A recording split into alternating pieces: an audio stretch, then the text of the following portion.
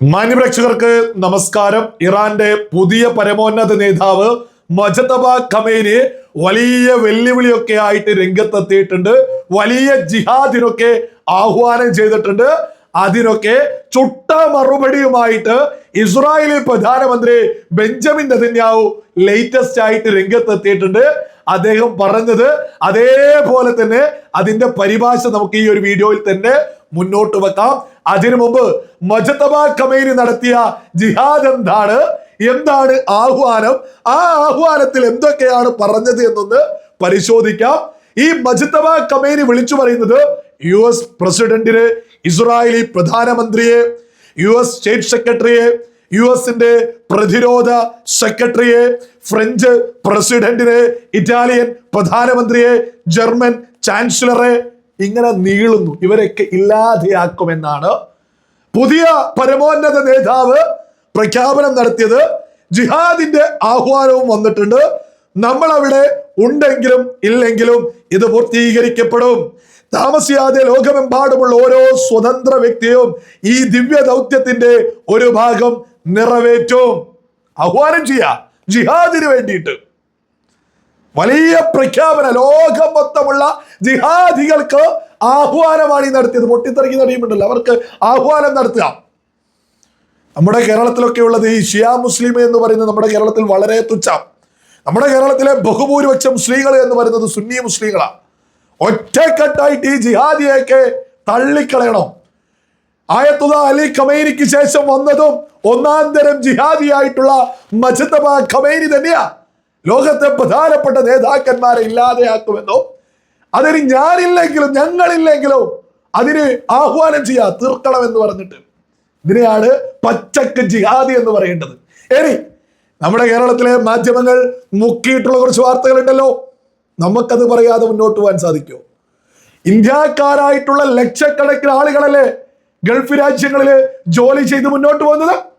ആ ഗൾഫില്, അതായത് ട്രംപിനെ അങ്ങനെ ആക്കും, ഇസ്രായേലി പ്രധാനമന്ത്രിയെ ഇങ്ങനെ ആക്കും, ഈ ഡയലോഗ് ഒക്കെ അടിക്കും. മൊജ്തബ ഖമേനിയും ഇറാന്റെ കുറെ കൊളാണ്ടർമാര് വല്ല ഡയലോഗ് അടിക്കും. അതായത് 80ന്റെ ഡയലോഗ് അടിക്കും, തോന്നിയതുപോലെ വലിയ ഡയലോഗ്. എന്നിട്ട് ആക്രമണം നടത്തിയ എങ്ങോട്ടേക്കാ? ഗൾഫ് രാജ്യങ്ങളിലേക്ക്.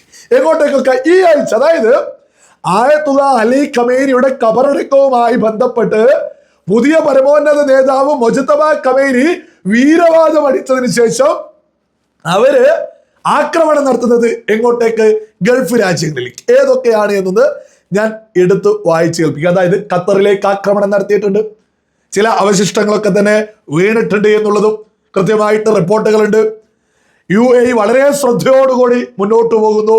കുവൈത്തിലേക്ക് വലിയ ആക്രമണങ്ങൾ ഇറാൻ നടത്തിക്കഴിഞ്ഞു. ബഹ്റൈനിലേക്ക് ഈ പറയുന്ന ഇറാൻ ആക്രമണം നടത്തിക്കഴിഞ്ഞു. ഒമാനിലേക്ക് ആക്രമണം നടത്തിക്കഴിഞ്ഞിരിക്കുന്നു. ഇത് മാത്രമാണോ?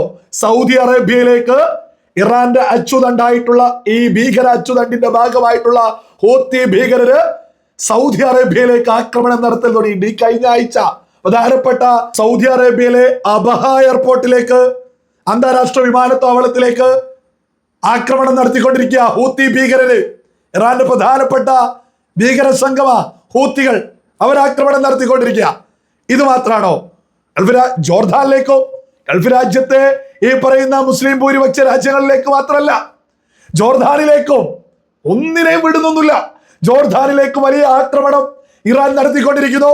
അതായത് ഇറാൻ വീരവാദം അടിക്കുന്നത് അമേരിക്കയെ അങ്ങനെയാക്കും, ഇസ്രായേലിനെ മലമറയ്ക്കും, ഇസ്രായേലിനെ അങ്ങ് എടുത്തെറിയും. ഇതൊക്കെയാണ് ഈ പറയുന്ന ഇറാൻ നിരന്തരം വിളിച്ചു പറയുന്നത്. പക്ഷെ നടത്തുന്നതോ ഗൾഫ് രാജ്യങ്ങളിലേക്ക്, പ്രതിരോധിക്കുക മാത്രം ചെയ്യുന്ന ഗൾഫ് രാജ്യങ്ങളിലേക്ക്. അതും ഇസ്രായേലും അമേരിക്കയും ഉണ്ടായതുകൊണ്ട് അവിടെ കൂടുതലൊന്നും ആളുകൾക്ക് സംഭവിക്കുന്നില്ല. നമ്മളിൽപ്പെട്ട ലക്ഷക്കണക്കിന് ഇന്ത്യക്കാരാണ് ഗൾഫ് രാജ്യങ്ങളിലുള്ളത്. എന്നിട്ട് നമ്മുടെ കേരളത്തിലെ പ്രമുഖ മാധ്യമങ്ങള് ഇറാൻ ചെയ്യുന്നതൊക്കെ എന്തോ നന്മയായിട്ടാണ് ഇവിടെ ചിത്രീകരിക്കാൻ ശ്രമിക്കുന്നത്. ഇറാൻ ഗൾഫ് രാജ്യങ്ങളിലേക്ക് നടത്തുന്ന ആക്രമണം, അതിനെ എതിർത്തൊരു ശബ്ദം പോലും നമ്മുടെ മാധ്യമങ്ങൾ പോലും ഉയർത്തുന്നില്ല എന്നുള്ളത് വളരെ ദയനീയമായിട്ടുള്ളൊരു കാര്യം തന്നെയാ. ഇവിടെയുള്ള സുഡാപ്പികളെയും ജിഹാദികളെയും സുഖിപ്പിക്കാൻ വേണ്ടിയിട്ട് എന്തിനാണ് മാധ്യമങ്ങൾ ആ യാഥാർത്ഥ്യങ്ങൾ മറച്ചു പിടിക്കാൻ ശ്രമിക്കുന്നത്? ഇറാൻ വീരവാദം അടിക്കുന്നത് ഈ അമേരിക്ക അങ്ങനെയാക്കും, ഇസ്രായേലിനെ ഇങ്ങനെയാക്കും. പക്ഷേ അവർ ചെയ്യുന്നത് പ്രതിരോധിക്കുക മാത്രം ചെയ്യുന്ന ഗൾഫ് രാജ്യങ്ങളിലേക്ക് ആക്രമണം നടത്തുക. ഗൾഫ് രാജ്യങ്ങളിലെ ഇതിനോടകം തന്നെ 40-ലധികം ആളുകൾ കൊല്ലപ്പെട്ടു. ഇറാന്റെ ആക്രമണം കാരണം. ഇതിന് വേദനയില്ലേ? ഇവിടെ വേദനയില്ലേ? ഇറാൻ നടത്തുന്ന ആക്രമണങ്ങളുമായി ബന്ധപ്പെട്ട് ഓരോ മലയാളിയും ചിന്തിക്കേണ്ടതാണ് ഇതൊക്കെ തന്നെ ഇറാൻ എന്ന രാജ്യം, അതായത് ജിഹാദിസം തലക്ക പിടിച്ച മതഭ്രാന്തന്മാരുണ്ടായതുകൊണ്ടാണ് ഇത്തരം ആക്രമണങ്ങൾ അവർ നടത്തുന്നത്. ഇതിനൊക്കെ തള്ളിപ്പറയുക എന്നുള്ളതാണ് ബോധമുള്ള ഓരോ മലയാളിയുടെയും. അത് മുസ്ലിം ആയിക്കൊള്ളട്ടെ, ഹിന്ദു ആയിക്കൊള്ളട്ടെ, ക്രിസ്ത്യാനി ആയിക്കൊള്ളട്ടെ, ഏതു മതമായിക്കൊള്ളട്ടെ, ഇറാന്റെ ഈ ജിഹാദിസത്തെ തള്ളുക തന്നെ ചെയ്യണം. എനിക്ക് വീരവാദമൊക്കെ അടിച്ചതിന് ഇസ്രായേലി പ്രധാനമന്ത്രിയുടെ ഒരു 1.5 പ്രസംഗം വന്നിട്ടുണ്ട്. അതിന്റെ ഒരു ചെറിയൊരു ഭാഗമാണ് ആ പ്രസംഗത്തിന്റെ, ഞാനൊന്ന് വായിച്ചു കേൾപ്പിക്കാം. ഏത് സാഹചര്യത്തെയും നേരിടാൻ ഞങ്ങൾ സജ്ജമാണ്. ഇറാനിലെ നേതാക്കളോട് എനിക്ക് ഒരൊറ്റ കാര്യമേ പറയാനുള്ളൂ: നിങ്ങൾ ഞങ്ങളെ ആക്രമിച്ചാൽ എല്ലാം ശാന്തമായിരിക്കുമെന്ന് കരുതരുത്. ഇന്നലകളിലെ ആവർത്തനം ഉണ്ടാകുമെന്ന് കരുതേണ്ട. കാരണം ഇതൊരു ആവർത്തനമായിരിക്കില്ല. അന്ന് സംഭവിച്ചത് തന്നെ അതിശക്തമായിരുന്നുവല്ലോ. ഇത്തവണത്തേത് തികച്ചും വ്യത്യസ്തവും അതിലേറെ ശക്തവുമായ ഒരു സംഭവമായിരിക്കും. ആരെങ്കിലും ഞങ്ങളെ ഉപദ്രവിക്കുമ്പോൾ അതിന് ഇരട്ടി ശക്തിയോടെ തിരിച്ചടിക്കാതെ വിടുന്ന കാലം കഴിഞ്ഞു പോയിരിക്കുന്നു. ഇറാനിലെ തിന്മയുടെ അച്ചുതണ്ടിനോട് ഞങ്ങൾ അത് ചെയ്തിട്ടുണ്ട്. ഞങ്ങളെ ദ്രോഹിക്കുന്ന ആരോടും ഞങ്ങളത് തുടരുക തന്നെ ചെയ്യും. അതാണ് ഞങ്ങളുടെ രീതി. ഇസ്രായേലി പ്രധാനമന്ത്രി ബെഞ്ചമിൻ നെതന്യാഹു ഇറാന് കൊടുത്തിട്ടുള്ള മറുപടിയാ. ഇങ്ങോട്ടേക്ക് ചൊറിയാൻ വന്നാൽ തിരിച്ചടി ഉറപ്പാണ്. തിരിച്ച് ഞങ്ങൾ കയറി മാന്തുമെന്ന് പുതിയ പരമോന്നത നേതാവ് മൊജ്തബ ഖമേനിക്കും ഇസ്രായേലി പ്രധാനമന്ത്രി മറുപടി കൊടുത്തിട്ടുണ്ട്. ഈ മൊജ്തബ ഖമേനിയുടെ പിതാവ് അലി ഖമേനി, ആയത്തുല്ലാ അലി ഖമേനിക്ക് പരലോകത്തേക്ക് പോവേണ്ടി വന്നിട്ടുണ്ട്. ലേശം വകതിരിവുണ്ടെങ്കിൽ മൊജ്തബ ഖമേനി ആ വീരവാദം അടിക്കലൊക്കെ ഒന്ന് നിർത്തിവെച്ചിട്ട് സമാധാനത്തിൽ മുന്നോട്ട് പോവാൻ ശ്രമിക്കൂ. എന്തിനാണ് ഗൾഫ് രാജ്യങ്ങളിലേക്ക് നിങ്ങൾ ആക്രമണം നടത്തുന്നത്? ഇതിനൊക്കെ എതിരെ മലയാളികൾക്ക് ശബ്ദിക്കേണ്ടേ? പ്രത്യേകിച്ച് നമ്മുടെ കേരളത്തിലെ പ്രമുഖ മാധ്യമങ്ങൾക്ക് ഒരക്ഷരം മിണ്ടാനില്ലേ? എന്തിനാണ് സുഡാപ്പികളെയും ജിഹാദികളെയും സുഖിപ്പിക്കാൻ വേണ്ടിയിട്ട് ഇറാൻ ചെയ്യുന്ന നെറികേടിനെതിരെ മിണ്ടാതിരിക്കുന്നത്? ഇറാൻ വളർത്തുന്ന ഭീകരവാദത്തിനെതിരെ എന്തുകൊണ്ട് മിണ്ടാതെ പോകുന്നു?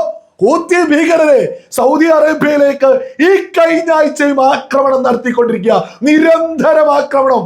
മുസ്ലിം ഭൂരിപക്ഷ രാജ്യത്തേക്ക് സൗദി അറേബ്യയിലേക്ക് ഇറാനെ താങ്ങുന്ന ഹൂത്തി ഭീകരര് ആക്രമണം നടത്തി. ഹൂത്തികളൊക്കെ ഇവിടെ പല ആളുകൾക്കും പോരാളികളാണല്ലോ.